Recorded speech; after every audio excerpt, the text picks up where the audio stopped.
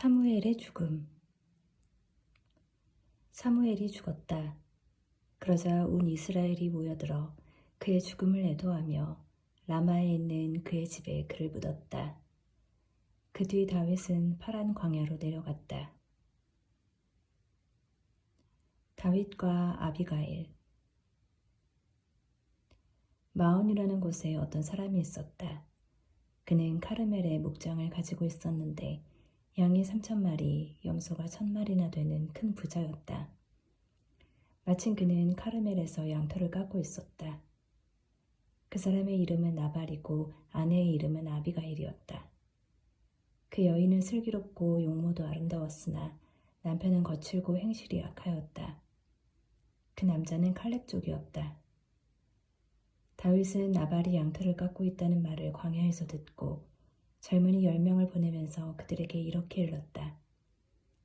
카르멜로 올라가 나발을 찾아가서 내 이름으로 안부를 묻고 이렇게 내 말을 전하여라. 안녕하십니까. 댁도 평안하시고 댁의 집안도 평안하시기를 빕니다. 또한 댁의 모든 소유도 아무 탈이 없기를 빕니다. 댁이 지금 양털을 깎는다는 말을 듣고 왔습니다. 댁의 목자들이 우리와 함께 있는 동안 우리는 그들을 괴롭힌 적이 없습니다. 카르멜에 있는 동안 내내 그들은 아무것도 잃지 않았습니다. 댁의 일꾼들에게 물어보시면 그들이 사실대로 알려줄 것입니다.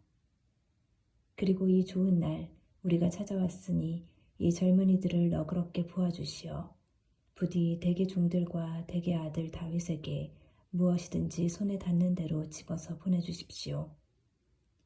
다윗의 젊은이들이 도착하여 나발에게 다윗의 이름으로 이 말을 그대로 전하고 잠자코 기다렸다. 그러자 나발이 다윗의 부하들에게 이렇게 대답하였다. 도대체 다윗이 누구며 이사이의 아들이 누구냐? 요즘은 주인에게서 뛰쳐나온 종들이 득실거리는 판이다. 그러니 내가 어찌 빵과 물 그리고 털을 깎는 내 일꾼들에게 주려고 잡은 고기를 가져다가 어디서 왔는지도 모르는 자들에게 주겠느냐? 다윗의 젊은이들은 왔던 길로 발길을 돌려 다윗에게 돌아가 이 모든 일을 그대로 전하였다. 다윗이 자기 부하들에게 모두 허리에 칼을 차라 하고 이르자 모두 허리에 칼을 찼다. 다윗 자신도 허리에 칼을 찼다. 이리하여 부하 400명가량은 다윗을 따라 올라가고 200명은 남아서 물건을 지켰다. 일꾼들 가운데 한 사람이 나발의 아내 아비가일에게 이 사실을 알려주었다. 다윗이 광야에서 심부름꾼들을 보내어 우리 주인께 축복의 문안을 드렸는데 주인께서 그들에게 호통만 치셨습니다. 그 사람들은 우리에게 아주 잘 대해주었습니다. 우리가 들에서 지내며 그들과 함께 돌아다니는 동안 내내 우리는 아무런 괴로움도 당하지 않고 아무것도 잃지 않았습니다. 그들은 우리가 양을 치면서 그들과 함께 있는 동안 내내 밤낮으로 우리에게 성벽이 되어 주었습니다.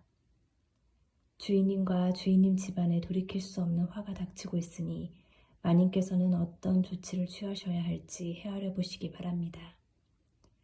주인님은 성미가 고약한 분이시라 말씀을 드릴 수가 없습니다. 아비가일은 빵 200덩이, 술 2부대, 요리한 양 5마리, 볶은 밀 5스아, 건포도 100뭉치, 말린 무화과, 과자 200개를 서둘러 마련하여 여러 나귀에 실었다. 그리고 자기 일꾼들에게 뒤따라 갈 테니 나보다 먼저 가거라 하고 일렀다. 그러나 남편 나발에게는 알리지 않았다. 아비가일이 나귀를 타고 산고비를 돌아 내려가는데 다윗과 그의 부하들도 그 여자 맞은 쪽에서 내려오고 있었다. 이렇게 하여 아비가일은 다윗 일행과 마주치게 되었다. 다윗이 말하였다. 내가 광야에서 나발에게 속한 것을 모두 지켜주어 그에게 속한 것 가운데 아무것도 잃지 않게 해주었지만 헛일이었다. 그는 나에게 선을 악으로 갚았다. 내가 내일 아침까지 그에게 속한 모든 사람 가운데 벽에 오줌을 누는 자 하나라도 남겨둔다면 하느님께서 다윗에게 벌을 내리시고 또 내리셔도 좋다. 아비가일은 다윗을 보자 나귀에서 얼른 내려와 다윗 앞에서 얼굴을 땅에 대고 엎드려 절하였다. 그러고 나서 다윗의 발 앞에 엎드린 채 애원하였다. 나리, 죄는 바로 저에게 있습니다. 당신 여종이 나리께 말씀드리는 것을 허락하여 주시고 부디 당신 여종의 말에 귀 기울여 주십시오. 나리께서는 나발이라는 고약한 사람에게는 마음에 쓰지 마십시오. 그는 나발이라는 이름 그대로 어리석은 사람입니다. 당신 여종은 나리가 보내신 젊은이들을 보지 못했습니다.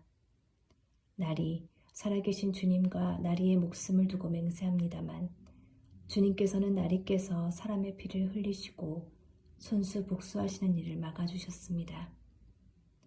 그러니 이제 나리의 원수들과 나리께 해를 끼치려고 하는 자들은 나발같이 되기를 빕니다. 여기 당신 여종이 나리께 가져온 이 선물은 나리의 뒤를 따르는 젊은이들에게 드리는 것입니다. 당신 여종의 잘못을 제발 용서해 주십시오. 나리께서는 주님의 전쟁을 치르고 계시니 주님께서 정녕 나리께 튼튼한 집안을 세워주실 것입니다. 나리께서는 한평생 어떤 재난도 겪지 않으실 것입니다. 나리를 쫓아다니며 나리의 목숨을 노리는 사람이 있다 하더라도 주 나리의 하느님 앞에서 나리 목숨은 생명의 보자기에 감싸일 것입니다. 그러나 그분께서는 나리 원수들의 목숨을 팔맷돌처럼 팽개치실 것입니다. 이제 주님께서 나리께 약속하신 복을 그대로 이루어 주시어 나리를 이스라엘의 영도자로 세우실 터인데 지금 정당한 이유 없이 피를 흘리며 몸소 복수하시다가 나리께서 후회하시거나 양심의 가책을 받으시는 일이 없기를 바랍니다. 주님께서 나리께 복을 내려주실 때 당신 여종을 기억하여 주십시오. 다윗이 아비가일에게 말하였다. 오늘 그들을 보내시어 이렇게 만나게 해주셨으니 주 이스라엘의 하느님을 찬미할 뿐이요. 오늘 내가 사람의 피를 흘리고 내 손으로 직접 복수하는 일을 그대가 막아주었으니 그대와 그대 분별력에 축복을 드리오. 그대를 해치지 않도록 나를 막아주신 살아계신 주 이스라엘의 하느님을 두고 분명히 맹세하지만 그대가 급히 와서 나를 만나지 않았던들 나발에게는 내일 아침이 밝을 때까지 벽에 오줌을 누는 자 하나도 남지 못할 뻔했소. 다윗은 여자가 가져온 것을 그 손에서 받으며 말하였다. 이보시오. 내가 그대의 말에 귀 기울여 그대의 청을 들어주었으니 평안히 집으로 돌아가시오. 아비가일이 나발에게 돌아와 보니 나발은 집에서 임금이나 차릴 만한 잔치를 벌여놓고 흥에 겨워 취할 대로 취해 있었다. 아비가일은 아침이 밝아올 때까지 크건 작건 그 일에 대해 알려주지 않았다. 아침에 나발이 술에서 깨어났을 때 그의 아내가 나발에게 그동안의 일을 알려주었다. 그러자 나발은 심장이 멎으면서 돌처럼 굳어버렸다. 열흘쯤 지나서 주님께서 나발을 치시니 그가 죽었다. 나발이 죽었다는 소식을 전해 듣고 다윗은 이렇게 말하였다. 주님께서는 찬미 받으소서. 주님께서는 내가 나발에게서 받은 모욕을 갚아주시고 당신 종이 악을 저지르지 못하도록 막아주셨다. 게다가 주님께서는 나발이 자기의 악을 되받게 하셨다. 그러고 나서 다윗은 아비가일을 아내로 삼으려고 사람을 보내어 그 뜻을 전하였다. 다윗의 부하들이 카르멜에 있는 아비가일을 찾아가서 그에게 이렇게 말하였다. 다윗 어르신께서 부인을 아내로 삼으시려고 저희를 보내셨습니다. 아비가일은 일어나 얼굴을 땅에 대고 엎드려 절한 다음 이 종은 나리 부하들의 발을 씻어주는 계집종입니다 하고 말하였다. 아비가일은 서둘러 일어나 나귀에 올랐다. 그의 여종 5도 함께 따라 나섰다. 이렇게 아비가일은 다윗의 심부름꾼들을 따라가서 다윗의 아내가 되었다. 다윗은 이미 이즈르엘의 아히노함을 아내로 맞았기 때문에 두 아내를 거느리게 되었다.